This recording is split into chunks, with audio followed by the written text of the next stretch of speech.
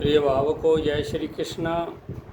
आज मैं आपको कुछ लोगों को बुखार रहता है, किसी को लंबा बुखार रहता है, किसी को काला ज्वर रहता है, इन्फ्लुएंजा ला बुखार रहता है और बात स्वर रहता है, ज्वर रहता है, इसकी जानकारी दे रहा हूँ। हालांकि इस समय ये ज्वर किसी किसी को होते हैं। पहले ये ज्वर हर आदमी को होते थे। चिकित्सा विज्ञान के विकसित होने पर इन ज्वरों पर काफ़ी काबू कर लिया गया है। अब देखिए, फिर भी ये ज्वर होते हैं, किसी किसी को होते हैं। तो सबसे पहले मैं आपको बताऊंगा दीर्घकालीन ज्वर, यानी वो बुखार जो है लंबे समय तक आता है, दवाई लेते हैं, उतर जाता है, फिर आता है, फिर चलता रहता है। इस तरह से कई दिनों तक ये ज्वर रहता है, बुखार रहता है। तो इसकी जानकारी दे रहा हूँ वो क्यों होता है। अब देखिए, जो दीर्घकालीन ज्वर लंबे समय तक जो बुखार रहता है, वो अनामिका उंगली के नीचे एक काले रंग का तिल या निशान या चिन्ह कहो, वो काले रंग का थोड़ा लंबा हो।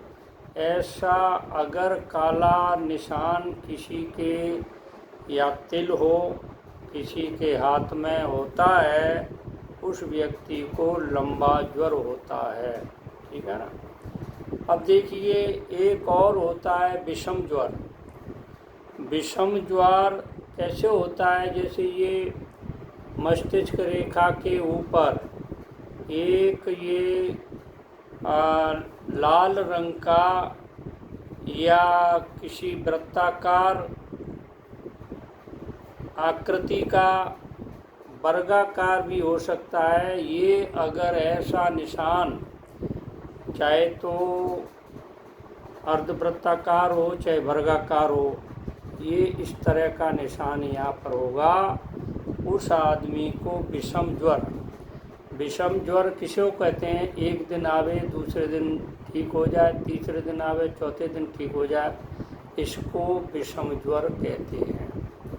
तो ये भी लगभग मलेरिया में ऐसा होता था पहले।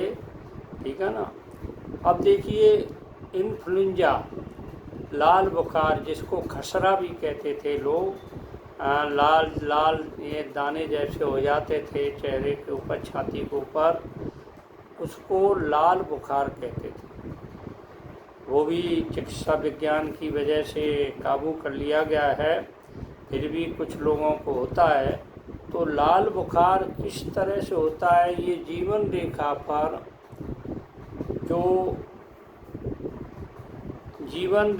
पर अगर ये दो निशान हों, यानी वृत्ताकार हों चाहे कैसे भी हों, तो इनकी वजह से लाल बुखार आपके शरीर में रहेगा।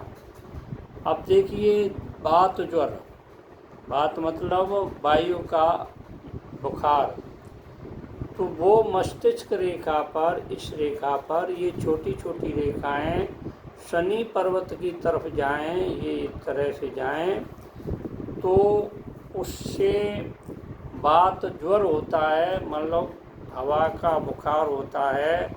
हवा का मतलब वायु, पित्त, कफ। वायु जो होती है ना, बात, पित्त, कफ, बात कहते हैं हवा को। ठीक है ना।